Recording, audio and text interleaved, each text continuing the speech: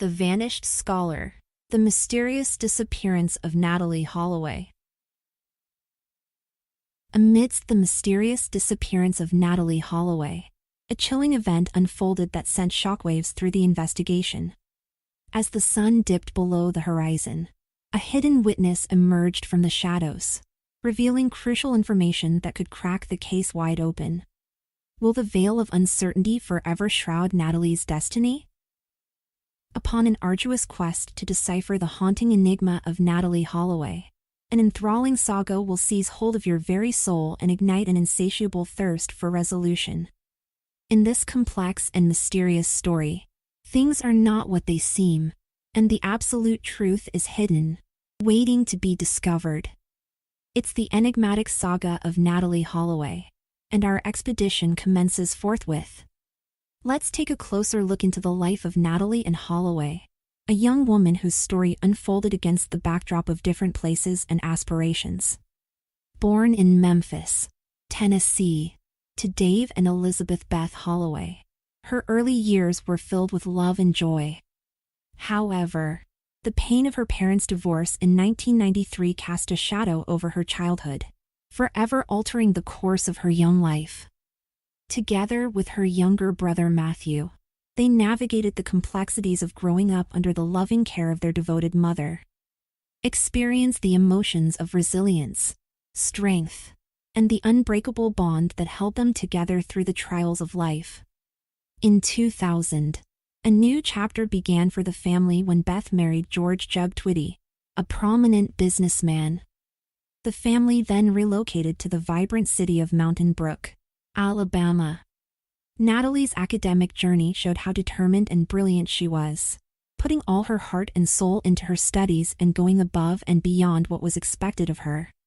Natalie didn't limit her passion for learning to just the classroom. She enthusiastically participated in various school activities, leaving her mark on the vibrant fabric of school life, be it sports, clubs, or other extracurricular pursuits. She fully embraced the opportunities to engage and contribute. Her presence and dedication added a unique energy to the diverse tapestry of school experiences, having left a lasting impression on everyone at Mountain Brook High School, making her an integral part of the dynamic community.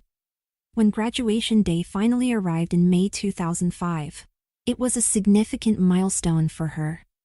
She proudly walked across the stage, wearing the honors she had rightfully earned for her outstanding accomplishments. She had a deep understanding and strong desire to pursue her dreams in medicine at the University of Alabama, where she earned a full scholarship. With her unwavering ambition and dedication, Natalie envisioned a future where she could make a meaningful impact in the world of healthcare. It was her deep passion to aid others through the field of medicine. It was a crucial stepping stone that would enable her to acquire the necessary knowledge and skills to positively impact people's lives and contribute to the medical profession. At the time of her disappearance, her father worked as an insurance agent, while her mother dedicated her talents to the Mountain Brook school system. Holloway was supposed to return home from her trip to the Caribbean on May 30, 2005, but she never showed up for her flight. The last sighting of Natalie by her classmates occurred outside a restaurant and nightclub in Oranjestad. At that time, she was seen in the company of 3 local men with her in a car. This encounter marked a pivotal moment, later becoming a key piece in her disappearance's mysterious puzzle. When questioned, the men claimed they left her off at her hotel and claimed not to have any idea what had transpired. Despite investigations and arrests, no evidence was found to charge anyone with a crime. Holloway's parents criticized the police's handling of the case and called for a boycott of Aruba. A thorough search was conducted with the help of volunteers, FBI agents, and Dutch forces, but her remains were never discovered. The case was officially closed in 2007 but reopened after new evidence emerged.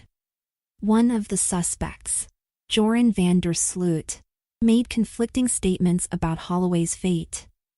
Holloway was legally declared dead in 2012, Vandersloot was extradited to the United States to face charges related to Holloway's disappearance.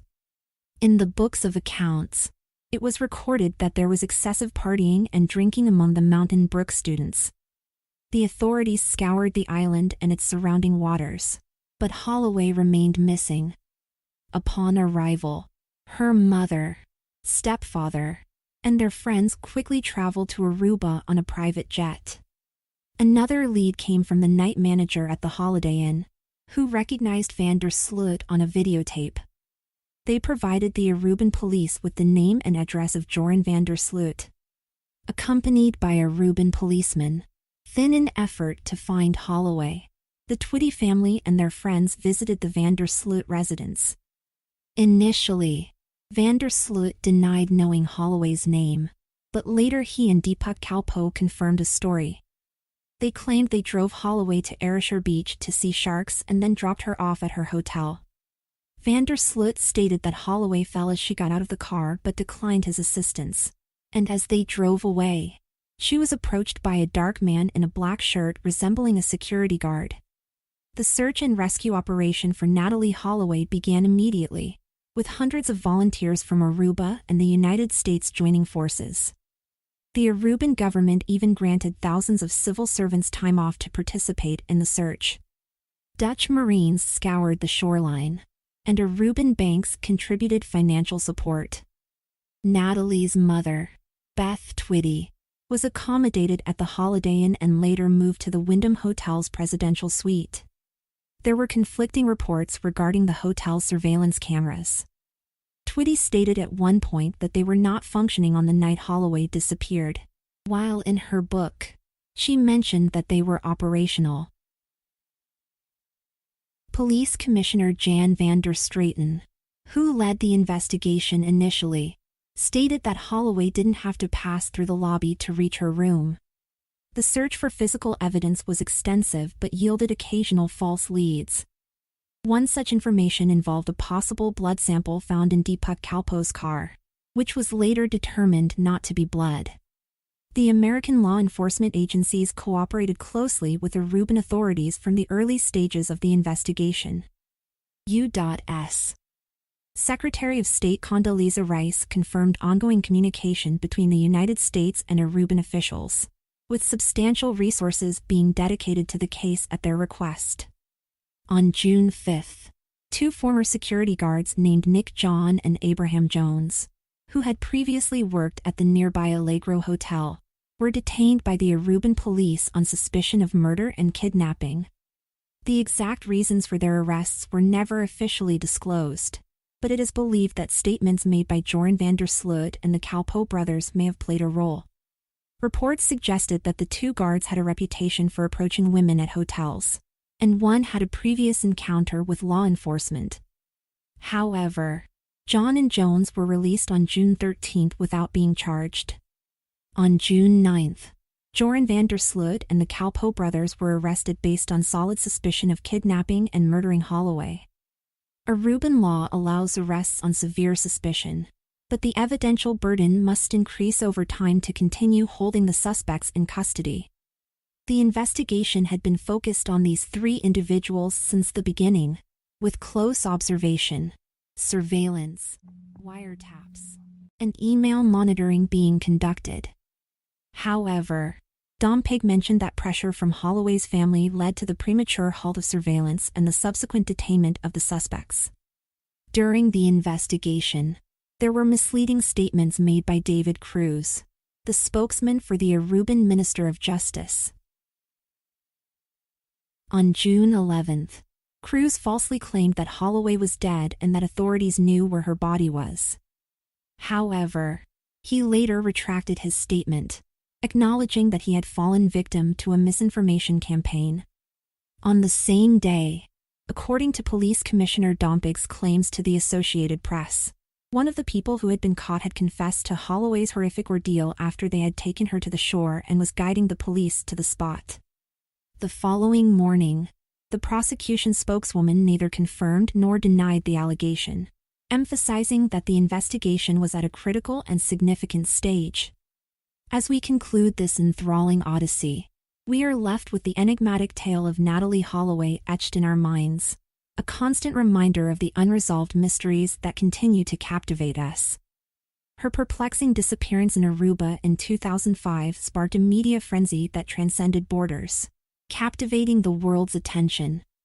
Despite exhaustive efforts, her remains have eluded discovery, leaving us with lingering questions and a deep yearning for closure. Yet, we must not waver in our commitment to seeking justice and bringing solace to Natalie's loved ones as we carry the legacy of Natalie Holloway forward, vowing to keep her memory alive and to shed light on all mysteries. May her story inspire us to be relentless in our pursuit of truth, honor her spirit, and champion the voices of those who have been silenced. As we depart from this captivating narrative, let us venture forth into the realm of true crime with unwavering resolve, knowing that every story holds the potential to reshape lives and bring about transformative change. Dear viewers, until we converge again on the thrilling paths of discovery and justice in the world of true crime, farewell. The Vanished Scholar. The Mysterious Disappearance of Natalie Holloway.